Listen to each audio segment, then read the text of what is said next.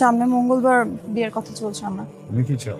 আমি চাই আমরা বিয়ে করি। কিভাবে? চল আমরা দূরে কোথাও পালিয়ে যাই, বিয়ে করে ফেলি। কিছুদিন গেলে আমাদের ফ্যামিলি নিশ্চয়ই মেনে নিবে ব্যাপারটা।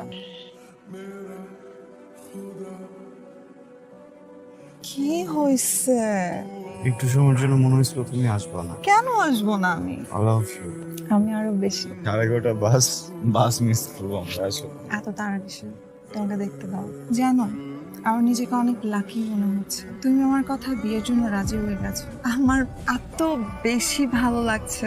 আমার নিজেকে সব থেকে লাকি পার্সন মনে হচ্ছে পৃথিবীতে। মনে হচ্ছে আমার ভালোবাসা আজকে সার্থক।